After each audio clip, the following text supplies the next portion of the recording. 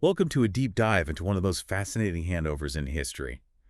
Hong Kong's return to China. Yeah. We're going to uncover how this buzzing financial hub ended up back under Chinese control after over 150 years of British rule. Right. Get ready for broken promises, clashing worldviews, and an agreement that tried to bridge the impossible.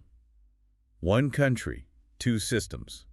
Yeah, it really is a story of contradictions. Okay. To understand it. We need to go back to the origin story. Okay. The Opium Wars. All right. It might seem a world away from the gleaming skyscrapers of modern Hong Kong. Right. But those 19th century conflicts cast a very long shadow. Okay, so paint the picture for us. Yeah. What exactly were these Opium Wars about? Sure. My history's a little rusty. Imagine a Britain obsessed with tea and silk, Okay. facing a huge trade deficit with China. Your solution? Push opium, grown in their Indian colonies, into the Chinese market.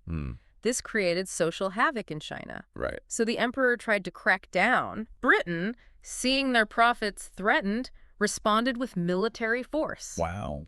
It's a stark example of how economic interest, combined with the sense of imperial superiority, can lead to conflict. So they went to war over tea. I mean, I get that Brits love their tea. Right. But going to war over it. Oh, it's more complex than that. Okay. The opium trade was immensely profitable for Britain. Right. And they weren't going to give that up easily. Okay. They also believed in their right to dictate trade terms to what they saw as a weaker nation. Right. The First Opium War, ending in 1842, forced China to cede Hong Kong Island to Britain in perpetuity.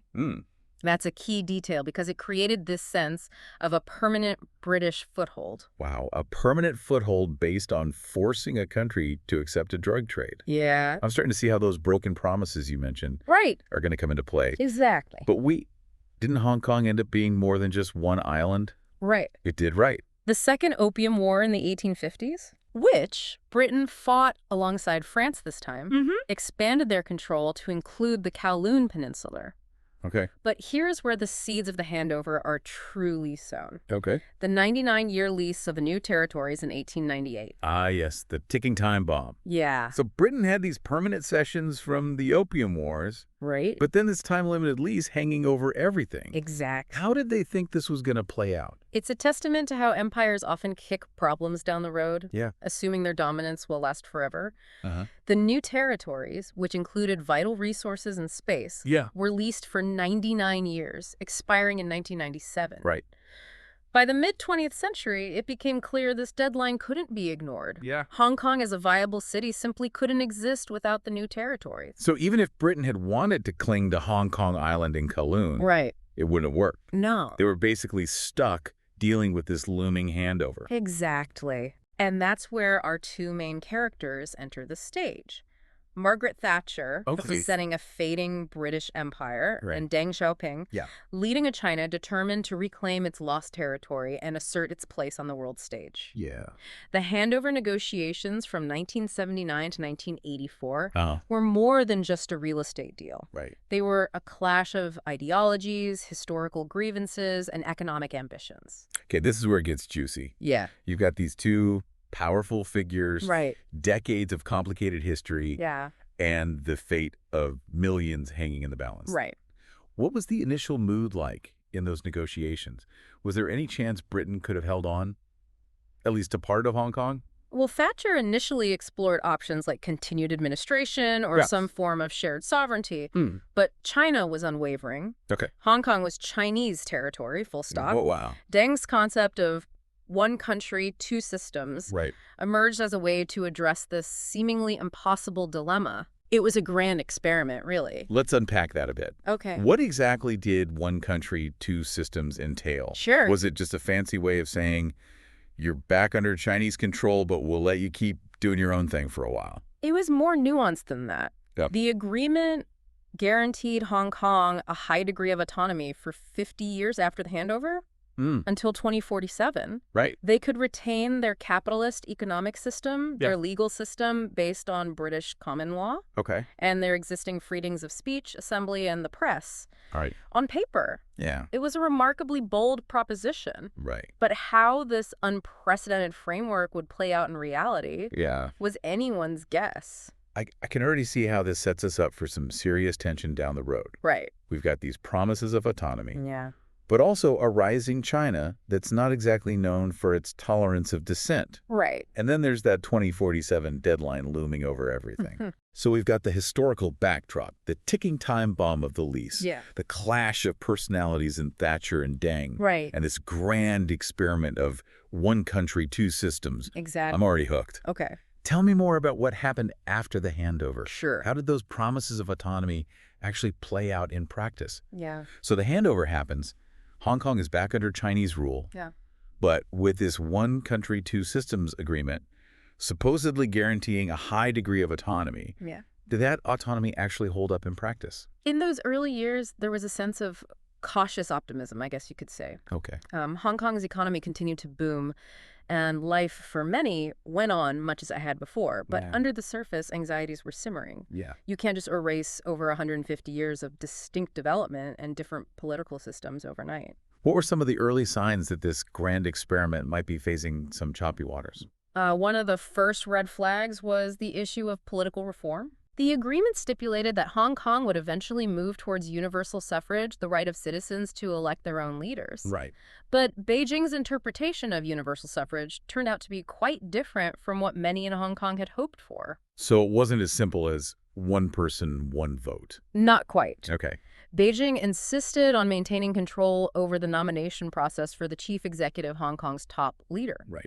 They argued that only patriotic candidates, those deemed loyal to the Chinese Communist Party, should be allowed to run. This created a major point of contention with pro-democracy activists in Hong Kong, seeing it as a clear violation of the spirit of one country, two systems. That makes sense.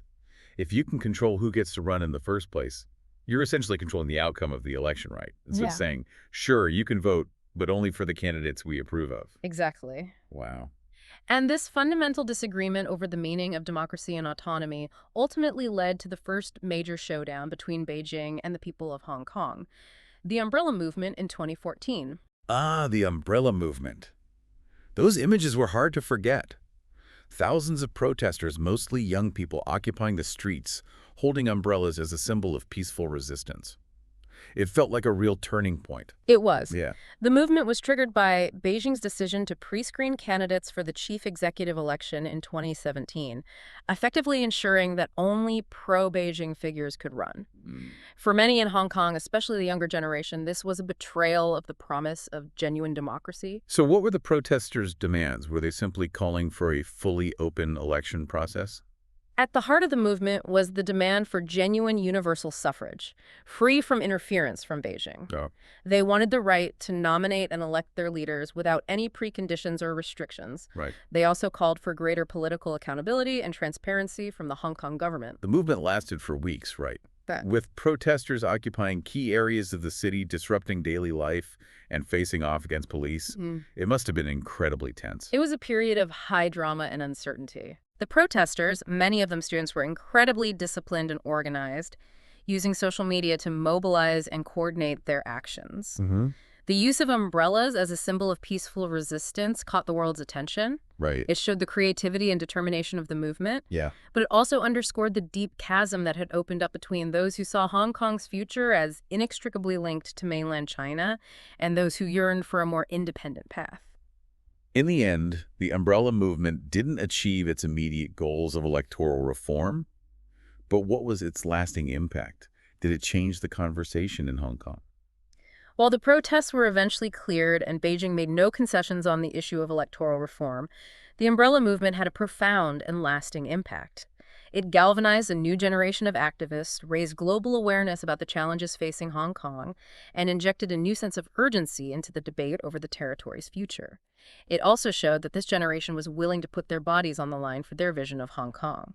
And if the umbrella movement was a tremor, what came next was an earthquake.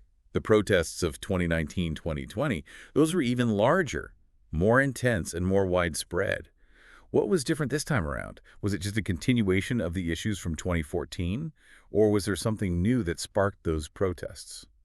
The 2019 protests were initially triggered by a proposed extradition bill, which would have allowed criminal suspects in Hong Kong to be sent to mainland China for trial. But this quickly became a focal point for all the pent-up anxieties and frustrations that had been building up since the handover. Right. Anxieties about eroding freedoms, the lack of genuine democracy, and a growing sense that Beijing was tightening its grip on Hong Kong, despite its promises of autonomy. I can see how that extradition bill would be a huge red flag. Yeah. Given the stark differences in legal systems and concerns about human rights on the mainland, it's understandable why that would spark mass protest. Exactly. Yep. People saw it as a direct threat to Hong Kong's judicial independence and a way for Beijing to target political opponents and critics. The protests quickly escalated, drawing millions into the streets in what became one of the largest and most sustained pro-democracy movements in history. These protests were impossible to ignore. We saw the images of massive crowds, clashes with police tear gas filling the streets. It felt like Hong Kong was on the brink. What were the key demands of the protesters this time around?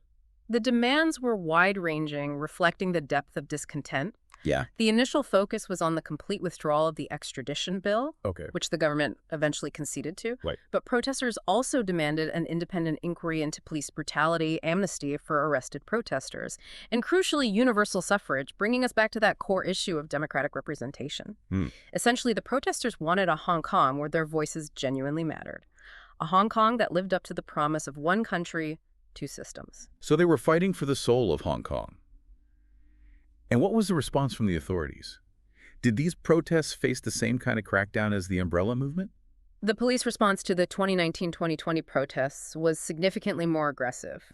We saw widespread use of tear gas, rubber bullets, water cannons, and even live ammunition. Wow. There were allegations of excessive force, arbitrary arrests, and mistreatment of detainees. Yeah. The protests also saw the emergence of more radical tactics from some protesters, with clashes between police and demonstrators becoming increasingly violent. Right. The city was deeply polarized, with pro-Beijing groups also mobilizing in support of the police and the government. It sounds like a powder keg. And into this already volatile situation, Beijing drops a bombshell, the national security law. Can you explain what this law was all about and why it's seen as such a turning point? The national security law imposed directly by Beijing in June 2020 bypassed Hong Kong's own legislature and criminalized acts of secession, subversion, terrorism, and collusion with foreign forces. The law was incredibly broad and vaguely worded, leaving it open to wide interpretation and raising serious concerns about its potential for abuse. So on the surface, it's about national security. But critics argued it was really about silencing dissent and crushing any opposition to Beijing's control. Exactly. Yeah. The law's critics saw it as a fundamental assault on Hong Kong's autonomy, its rule of law, and the basic freedoms that had long set it apart from the mainland.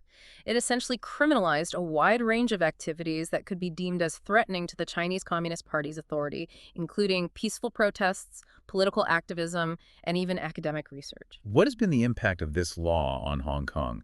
Has it changed the fabric of the city? The impact of the national security law has been profound and chilling. We've seen a wave of arrests of pro-democracy activists, politicians, journalists, and academics. Many civil society organizations have been forced to disband, fearing prosecution. There's a palpable climate of fear and self-censorship in Hong Kong, with people hesitant to express their views publicly or engage in any activities that could be construed as challenging the authorities. So the vibrancy, the openness, the free exchange of ideas that once characterized Hong Kong, that's been stifled. Sadly, that's the case for many. The Hong Kong we knew before the national security law is changing rapidly, and it's unclear what the long-term consequences will be. Okay, so we've gone from cautious optimism after the handover to simmering anxieties to the eruption of the umbrella movement, followed by the even larger and more intense protests of 2019-2020, and then this seemingly final blow, the imposition of the national security law, which seems to have dramatically reshaped the landscape of freedom and dissent in Hong Kong. It's a heavy story, and I can't help but wonder about the future. Where does Hong Kong go from here? We've just journeyed through some pretty turbulent times in Hong Kong's history. Yeah. It feels like we've gone from this hopeful experiment of one country, two systems to a much harsher reality under the national security law. Right. So where does Hong Kong go from here? What does the future hold for this city and its people? That's the million-dollar question. Yeah. And I wish I had a crystal ball. Right. But what we can do is look at the forces at play. Okay. The different perspectives on Hong Kong's future. Right. Try to make some sense of this complex and ever-evolving situation. All right, so let's play a bit of what if. What are some of the possible scenarios we might see unfold in Hong Kong over the next few years and decades? One scenario is that Hong Kong becomes increasingly integrated into mainland China, Okay. with its unique identity gradually fading as Beijing exerts greater control over all aspects of life. Right. This would likely involve further restrictions on political freedoms, a greater emphasis on patriotic education aligned with mainland ideology, Yeah. and closer economic ties with the mainland. Yeah. Essentially, this scenario would see one country, two systems becoming more symbolic than substantive. So Hong Kong becomes just another Chinese city, losing that special status, that blend of East and West that made it so unique. That would be a pretty dramatic shift. It would. Yeah. And it's a scenario that worries many who cherish Hong Kong's distinct character and its legacy of openness and internationalism. What about the other end of the spectrum? Is there a scenario where Hong Kong manages to preserve its autonomy, its way of life, even as China continues to rise in power? It's becoming increasingly difficult to imagine a scenario where Hong Kong retains the same level of autonomy it enjoyed before the national security law. Right. However, there's still a possibility that Hong Kong could carve out a niche for itself as a kind of special economic zone within China, leveraging its existing strengths in finance, trade, and innovation to remain a globally connected hub. So maybe not full autonomy, but a kind of pragmatic compromise. A Hong Kong that's more aligned with Beijing, but still able to maintain some of its distinct character and advantages. It's like trying to walk a tightrope, isn't it? It is. And it would require a delicate balancing act from both Beijing and Hong Kong's leaders. Right. Beijing would need to be willing to tolerate a certain degree of difference and dissent, Okay. while Hong Kong would need to navigate its relationship with the mainland carefully, Yeah. avoiding actions that could be perceived as threatening to national security. We can't forget that ticking clock. Either 2047, the year the one country, two systems framework is set to expire, is getting closer and closer.